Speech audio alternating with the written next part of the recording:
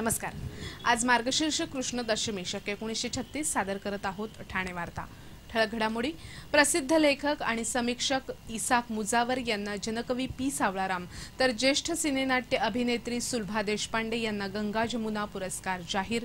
ठाणे शहराच्या काही भागाचा पाणीपुरवठा शुक्रवार सकाळपासून 30 तास बंद आणि ठाणे जिल्हा न्यायालयात माकडानं उडवला गोंधळ।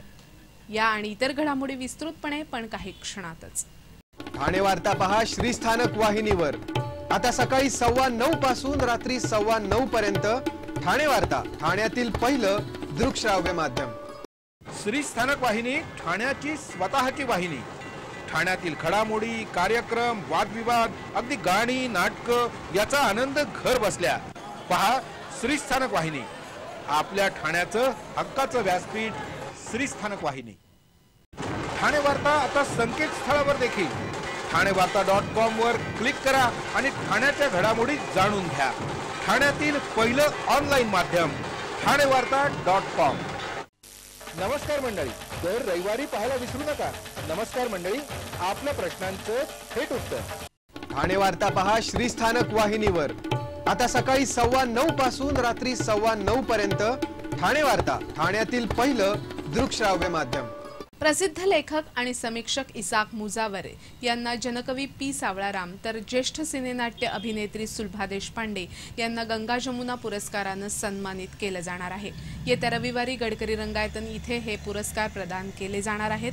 ठाणे महापालिका आणि जनकवी पी सावळाराम कला समितीच्या वतीनं संगीत, चित्रपट, साहित्य, नाट्यकला आणि शिक्षण क्षेत्रात अद्वितीय कामगिरी करणाऱ्या गुणीजनांचा पी सावळाराम पुरस्कारानं गौरव केला जातो। चित्रपट लेखन आणि समीक्षा क्षेत्रात आपला वेगळा ठसा उमटवणारे प्रसिद्ध लेखक इसाक मुजावर यांचा पी सावळाराम पुरस्कारानं गौरव केला जाणार आहे। 25,000 रुपये रोख आणि सन्मानचिन्ह असं या पुरस्काराचं स्वरूप आहे। आपल्या अभिनयानं हिंदी, मराठी चित्रपटांमध्ये आपला वेगळा ठसा उमटवणाऱ्या सुलभा देशपांडे यांना यावर्षीचा गंगा जमुना पुरस्कार प्रदान केला जाणार आहे। 21,000 रुपये रोख आणि स्मृतिचिन्ह असं या पुरस्काराचं स्वरूप आहे। ठाण्यातील लेखक अरविंद दोडे आणि वैदेही दप्तरदार यांना शैक्षणिक क्षेत्रातील कामगिरीबद्दल तर उदयोन्मुख कलाकार म्हणून अंगद म्हस्कर यांना गौरवलं जाणार आहे। 11,000 रुपये रोख आणि स्मृतिचिन्ह असं या पुरस्काराचं स्वरूप आहे। या पुरस्कारांचं यंदाचं हे 15वं वर्ष आहे। ठाणे महापौरपदाच्या निवडणुकीत पक्षाचा तसंच गटाचा पक्षादेश झुगारणाऱ्या महापालिकेच्या 12 नगरसेवकांना कोकण विभागीय आयुक्तांनी कारणे दाखवा नोटीस बजावली आहे। सप्टेंबरमध्ये झालेल्या ठाणे महापौरपदाच्या निवडणुकीत काँग्रेसच्या विक्रांत चव्हाण यांचा पराभव झाला होता। त्यांनी काँग्रेस राष्ट्रवादी काँग्रेस आघाडीतील नगरसेवकांवर कायद्याचा बडगा उगारलाय। पालिकेमध्ये शिवसेनेकडे 53, भारतीय जनता पक्ष 7, रिपब्लिकन पक्ष 1, बहुजन समाज पक्ष 2 आणि अपक्ष 2 असे एकत्रित 65चं बळ होतं। तर काँग्रेस राष्ट्रवादी काँग्रेस आघाडीकडे काँग्रेस 18, राष्ट्रवादी 34, महाराष्ट्र नवनिर्माण सेना 7, रिपब्लिकन पक्ष ऐक्यवादी 2 आणि अपक्ष 4 असं एकत्रित 65चं बळ होतं। पण ऐन निवडणुकीच्या तोंडावर काँग्रेसच्या 7 जणांनी शिवसेनेची कास धरल्यानं संपूर्ण चित्रच पालटलं। काँग्रेसमधून शिवसेनेत आलेल्या 7 जणांनी गैरहजर राहणं पसंत केलं, तर महाराष्ट्र नवनिर्माण सेनेचे सदस्य तटस्थ राहिले। काँग्रेसच्या दीपक वेदकर, मिनल संखे, गुरमीत कौर, राजा गवारी यांनी आघाडीचा पक्षादेश झुगारला, तर रवी फाटक, जयश्री फाटक आणि कांचन चिंदरकर यांनी राजीनामा दिल्यानं काँग्रेसच्या इतर 4 नगरसेवकांसह अपक्ष संजय पांडे आणि महाराष्ट्र नवनिर्माण सेनेचे 7 नगरसेवक अशा एकूण 12 नगरसेवकांना कोकण विभागीय आयुक्तांनी कारणे दाखवा नोटीस बजावली आहे। ठाण्यातील कापूरबावडी उड्डाणपुलाच्या बांधकामाच्या चौकशीसाठी एक सदस्यीय समिती नेमण्यात आली आहे। ठाण्यातील कापूरबावडी परिसरात होणारी वाहतूक कोंडी दूर करण्यासाठी कापूरबावडी इथे उड्डाणपूल बांधण्यात आला, परंतु हा उड्डाणपूल ह्या त्या कारणानं वादग्रस्त ठरलाय। या पुलाचं बांधकाम सुरू झाल्यापासून मोठ्या वाहतूक कोंडीचा सामना या परिसरात करावा लागत होता। पुलाचं काम धीम्या गतीनं होत असल्यानं शिवसेनेनं याविरोधात आंदोलनही केलं होतं। अलीकडेच या पुलाच्या मुंबईकडे पुढे जाणाऱ्या मार्गिकेला तडे गेल्यामुळे पूल पुन्हा चर्चेत आला होता। सार्वजनिक बांधकाम मंत्री सार्वजनिक उपक्रम एकनाथ शिंदे यांनी या पुलाच्या कामाची चौकशी केली जाईल असं सांगितलं होतं।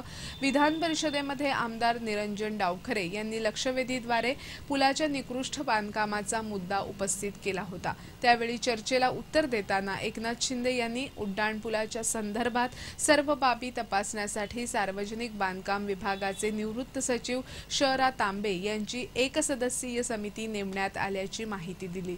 या समितीला 1 महिन्यात अहवाल देण्याचे सांगण्यात आलं असून त्यानंतर कारवाईची दिशा निश्चित करता येईल असंही शिंदे यांनी स्पष्ट केले। ठाणे महापालिकेचे स्थानिक संस्था कर हा उत्पन्नाचा मुख्य स्रोत असून चालू आर्थिक वर्षात या कराचा भरणा तुलनात्मकदृष्ट्या कमी झाल्यानं त्याचा परिणाम विकास कामांवर होत आहे।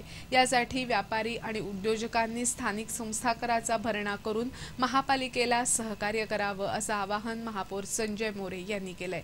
ठाण्यातील विविध व्यापारी संघटनांसमवेत सर्वपक्षीय गटनेत्यांसोबत झालेल्या बैठकीदरम्यान महापौरांनी हे आवाहन केलं।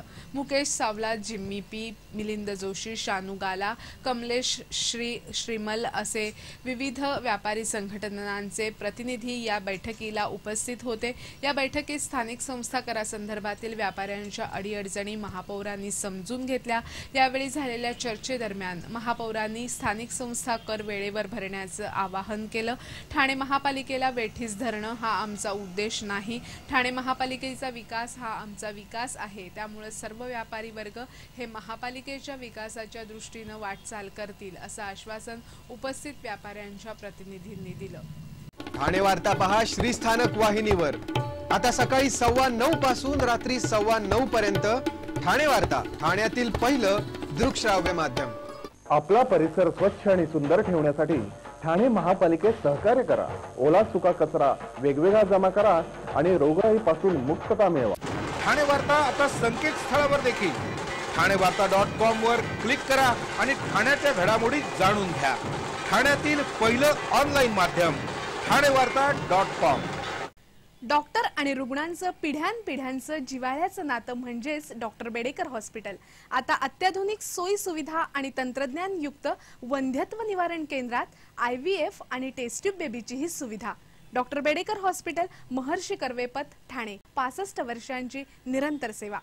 जयपुरी ज्वेलरी एक्झिबिशन कम सेल, 50% बचत। American diamond sets, mangalsutra, fancy bracelet, fancy earring top, radium आणि गोल्ड प्लेटेड बांगड्या आणि अन्य ज्वेलरी फक्त जयपुरी ज्वेलरी एक्झिबिशन मध्ये, अशोका बेसमेंट जवळ, गोखले रोड, नौपाडा, ठाणे पश्चिम। ठाणे वार्ता पहा श्रीस्थानक वाहिनीवर। आता सकाळी 9:15 पासून रात्री 9:15 पर्यंत ठाणे वार्ता, ठाण्यातील पहिलं दृकश्राव्य माध्यम। कोट्यावधी किमतीच्या दुर्मिळ माकडांची तस्करी उघड केल्यानंतर ठाणे पोलिसांच्या गुन्हे शाखेनं 2 अमूल्य हस्तिदंतासह 2 तस्करांना अटक केली आहे। ठाणे स्थानकासमोर ही कारवाई करण्यात आली। पोलीस उपायुक्त पराग मणेरे यांनी पत्रकार परिषदेत ही माहिती दिली। 2 तस्करांपैकी एक कर्नाटकचा तर दुसरा पुण्यातील आहे। या दोघांनी हस्तिदंत विक्रीसाठी आणल्याची कबुली दिली। रामचंद्र लट्टे आणि राजेंद्र जाधव यांच्याकडून 4 तुकडे केलेले 2 हस्तिदंत सुळे आणि मोबाईल रोकड पोलिसांनी हस्तगत केली आहे। ठाणे रेल्वे स्थानकासमोर हे 2 तस्कर हस्तिदंत विक्रीसाठी आले असता पोलीस निरीक्षक रवींद्र डोईफोडे यांच्या पथकानं या दोघांना पकडलं। आंतरराष्ट्रीय बाजारात बहुमूल्य असलेल्या या हस्तिदंताचा वापर चीनमध्ये औषधात केला जातो। तसंच वनविभागानंही या हस्तिदंताची खातरजमा करून 10 वर्षे वयाच्या हत्तीचे हे सुळे असावेत असा अंदाज व्यक्त केला आहे, अशी माहिती मणेरे यांनी यावेळी दिली। ठाणे शहराच्या काही भागाचा पाणीपुरवठा येत्या शुक्रवारी सकाळपासून 30 तास बंद राहणार आहे। महाराष्ट्र औद्योगिक विकास महामंडळातर्फे तातडीची निगा देखभाल आणि आवश्यक दुरुस्तीसाठी शुक्रवारी सकाळी 9 वाजल्यापासून शनिवारी दुपारी 3 वाजेपर्यंत पाणीपुरवठा बंद ठेवला जाणार आहे। यामुळे कोलशेत, बाळकुंभ, वागळे इस्टेट, कळवा, विटावा, बेलापूर रस्ता, खारेगाव, मुंबई पुणे रस्ता, मुंब्रा गौसा या परिसराला होणारा दूरसंचार नियामक आयोगातर्फे उद्या दूरसंचार ग्राहक जनजागृती कार्यक्रमाचं आयोजन करण्यात आलंय। ठाण्याच्या काशीनाथ घाणेकर नाट्यगृहात उद्या दुपारी 2:30 वाजता हा कार्यक्रम होणार आहे। दूरसंचार नियामक आयोगाचे सल्लागार आणि महाराष्ट्र, केरळ आणि कर्नाटक विभागाचे विभागीय प्रमुख सेबीचेन मॅथ्यू हे या कार्यक्रमात मार्गदर्शन करणार आहेत। मोबाईल, लँडलाईन, दूरध्वनी तसंच केबल ग्राहकांना त्यांचे हक्क आणि कार्य याविषयी मार्गदर्शन केलं जाणार आहे। ग्राहकांच्या फायद्यासाठी दूरसंचार नियामक आयोगातर्फे अनेक नियम केले जातात, पण त्याची माहिती ग्राहकांना नसते। एखादा वाद निर्माण झाल्यास अर्ज कसा करावा, कायदा काय म्हणतो याविषयी या कार्यक्रमात मार्गदर्शन केलं जाणार आहे। नको असलेले आणि व्यापारी दूरध्वनी कसे थांबवावे, पोर्टिंग कसं करावं तसंच इतर ग्राहक सेवा संदर्भात या कार्यक्रमात मार्गदर्शन केलं जाणार आहे। ठाणे जिल्हा न्यायालयात गेल्या आठवड्यात एका माकडानं चांगलाच गोंधळ उडवून दिला। न्यायालयाच्या आवारात एक माकड शिरलं आणि या माकडानं न्यायमूर्तींच्या दालनात प्रवेश करून टेबलावर ठेवलेला न्यायाधीशांचा मोबाईल पळवून नेला। मोबाईल उचलल्यानंतर हे माकड दालनाच्या बाजूला असलेल्या झाडावर जाऊन बसलं। माकड मोबाईल उचलत असताना काही कर्मचाऱ्यांनी पाहिलं आणि हे कर्मचारी माकडाच्या मागे धावले। या कर्मचाऱ्यांनी माकडाकडून मोबाईल पुन्हा मिळवण्याचा प्रयत्न केला, पण अथक प्रयत्न करूनही माकडानं या प्रयत्नांना दाद दिली नाही। अखेर यापैकी एका कर्मचाऱ्याला टोपी पळवणाऱ्या माकडाची गोष्ट आठवली आणि या गोष्टीतील टोपीवाला ज्याप्रमाणे आपल्या डोक्यावरील टोपी खाली टाकतो तसंच नाटक या कर्मचाऱ्यानं आपल्या हातातली गोष्ट खाली टाकून केलं। त्याबरोबर माकडानं त्याच्याकडील मोबाईलही खाली फेकला। विशेष म्हणजे झाडावरून फेकलेल्या मोबाईलला एकही ओरखडा उठला नव्हता। मोबाईल ठीकठाक असल्याचं पाहून सर्वांनीच सुटकेचा निश्वास सोडला। सध्या माकडानं पळवलेला मोबाईल हा चर्चेचा विषय झाला आहे।